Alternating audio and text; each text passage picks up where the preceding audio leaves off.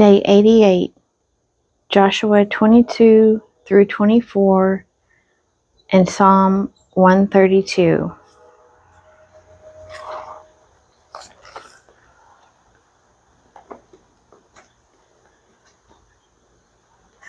Joshua 22. The eastern tribes return.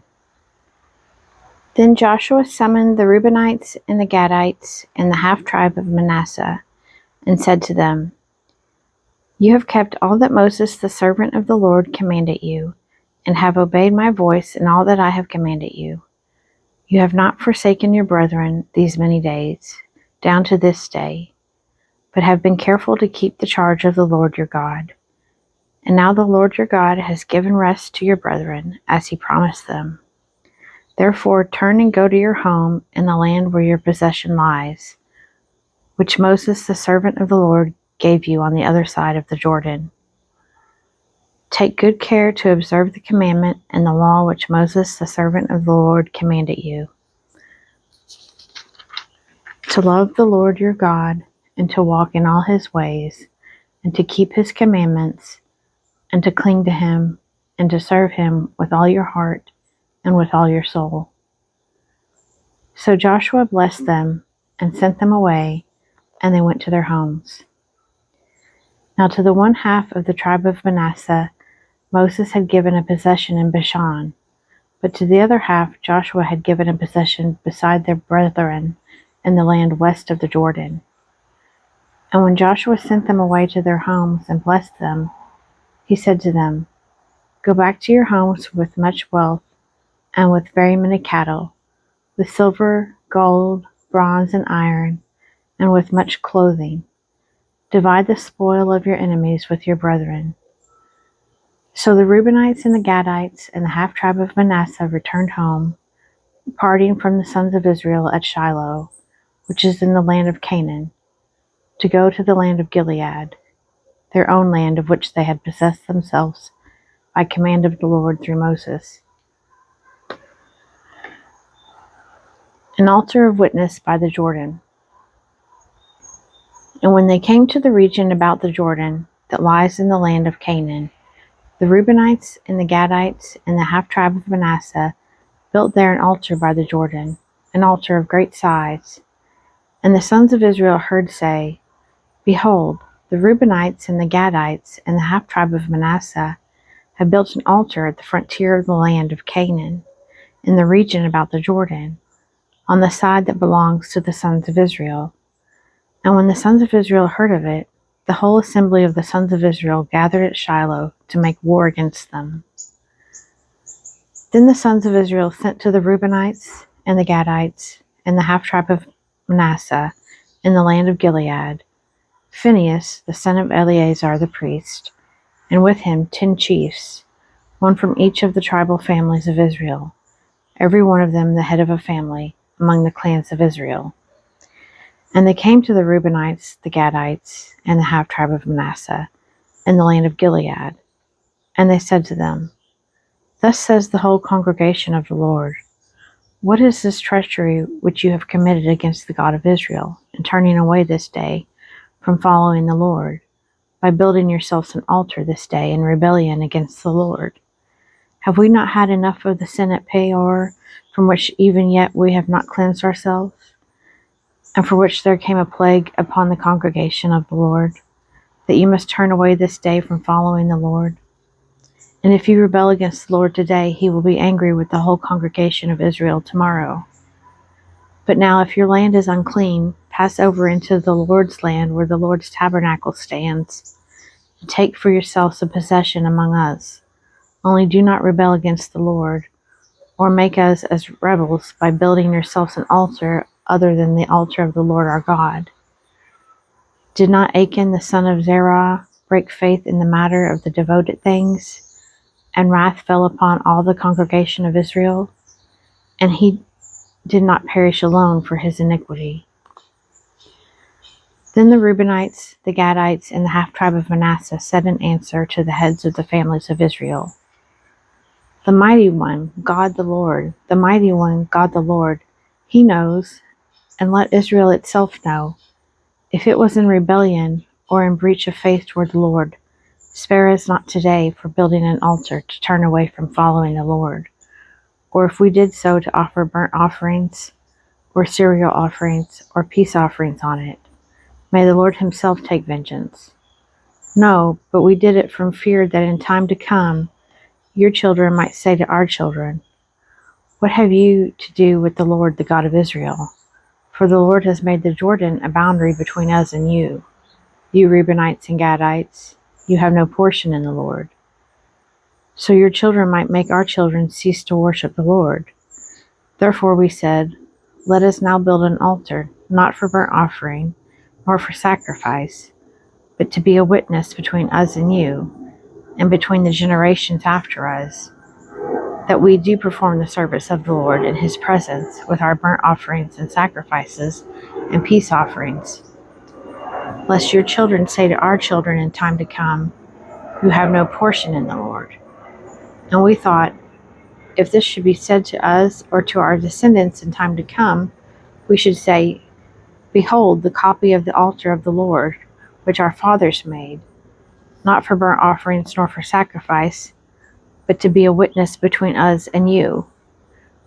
Far be it from us that we should rebel against the Lord and turn away this day from following the Lord by building an altar for burnt offering, cereal offering, or sacrifice, other than the altar of the Lord our God that stands before his tabernacle.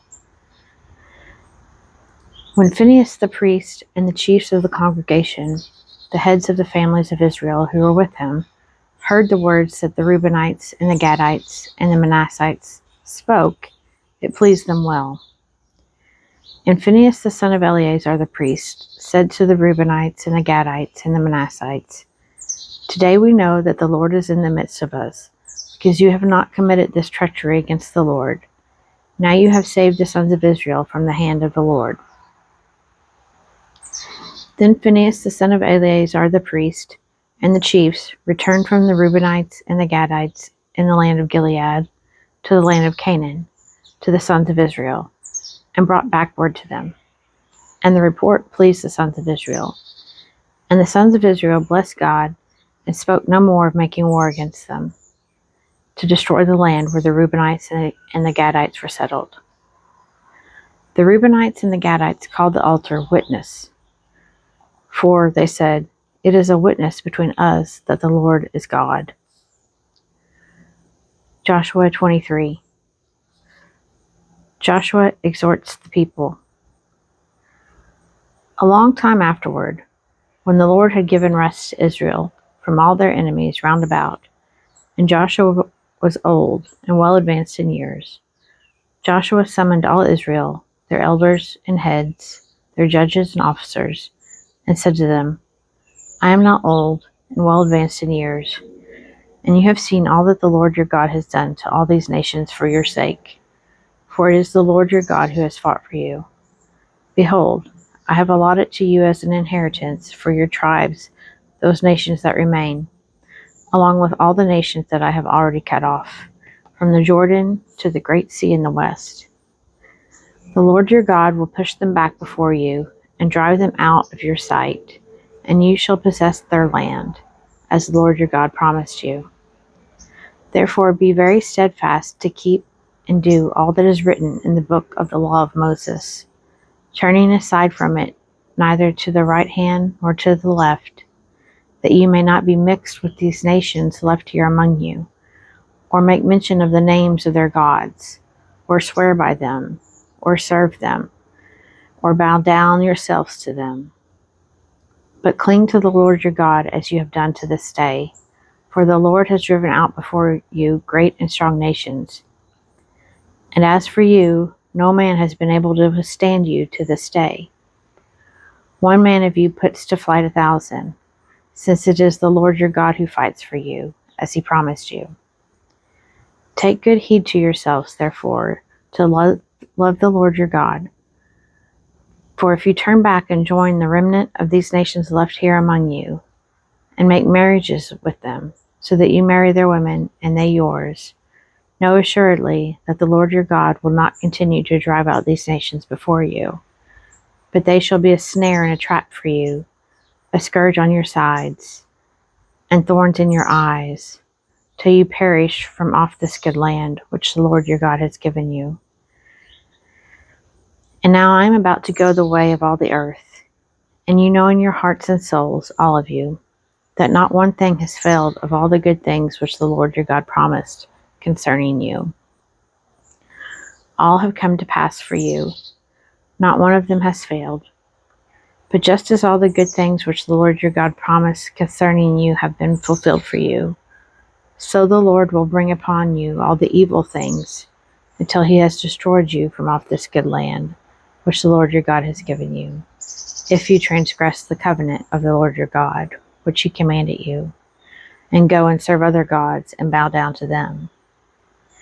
Then the anger of the Lord will be kindled against you, and you shall perish quickly from off the good land which he has given to you.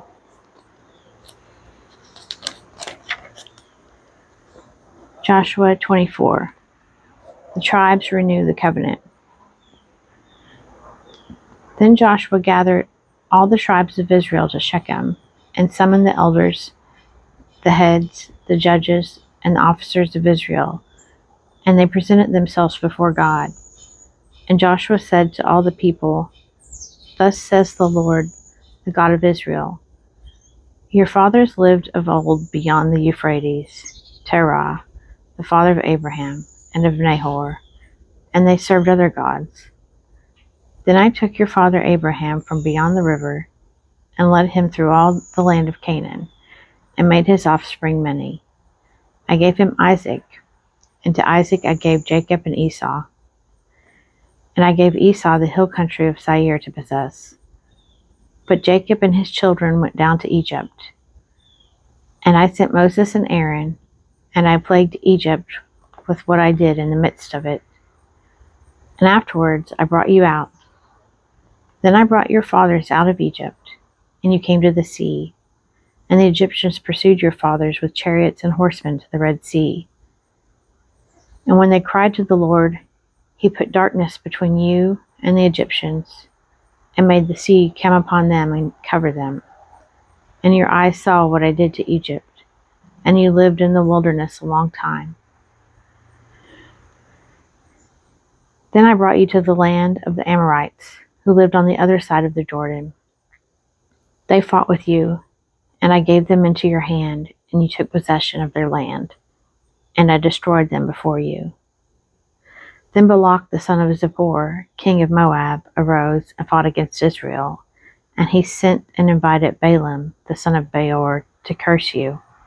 But I would not listen to Balaam, therefore he blessed you, so I delivered you out of his hand. And he went over the Jordan and came to Jericho.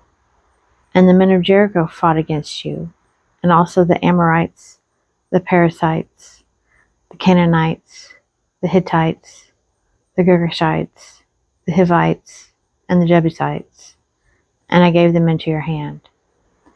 And I sent the hornet before you, which drove them out before you.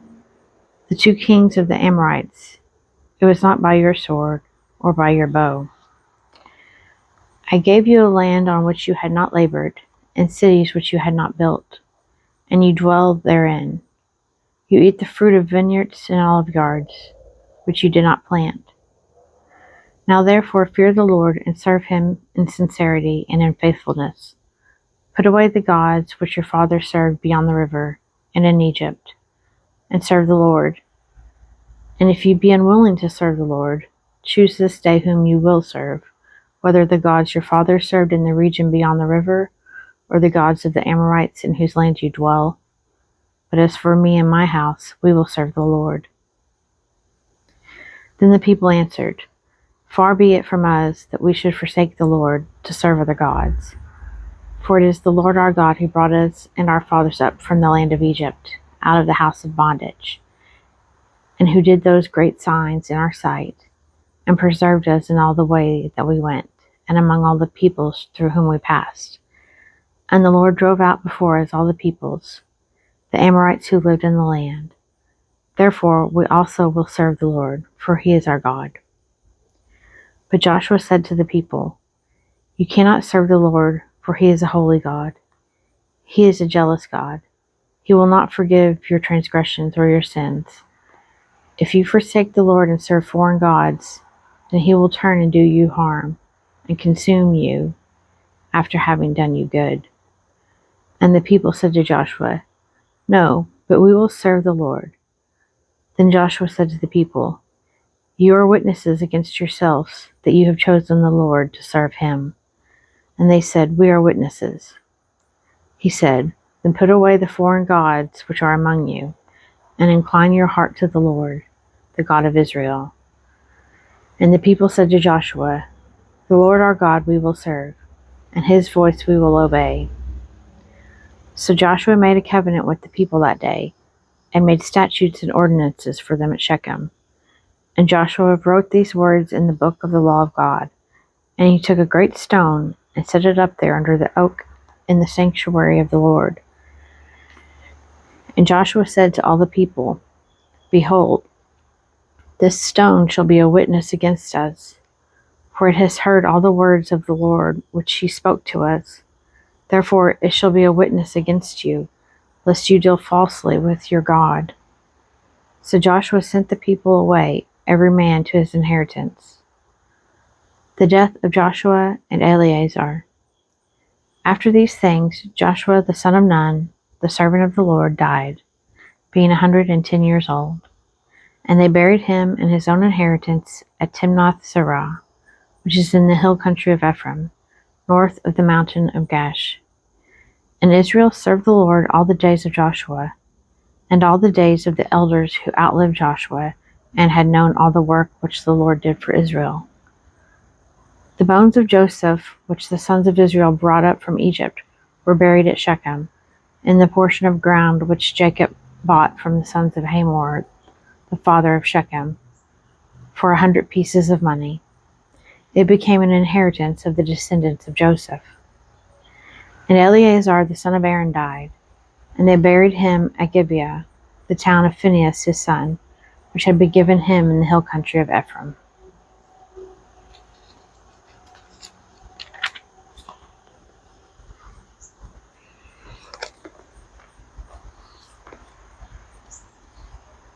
Psalm 132. The eternal dwelling of God in Zion. A song of ascents. Remember, O Lord, in David's favor, his humility, how he swore to the Lord and vowed to the Mighty One of Jacob. I will not enter my house or get into my bed. I will not give sleep to my eyes or slumber to my eyelids until I find a place for the Lord, a dwelling place for the Mighty One of Jacob. Behold, we heard of it in Ephrathah. We found it in the fields of Jaar. Let us go to his dwelling place. Let us worship at his footstool. Arise, O Lord, and go to your resting place, you in the ark of your might. Let your priests be clothed with righteousness, and let your saints shout for joy. For your servant David's sake, do not turn away the face of your anointed one. The Lord swore to David a sure oath, from which he will not turn back. One of the sons of your body I will set on your throne, if your sons keep my covenant and my testimonies which I shall teach them. Their sons also forever shall sit upon your throne. For the Lord has chosen Zion, he has desired it for his habitation. This is my resting place forever. Here I will dwell, for I have desired it. I will abundantly bless her provisions.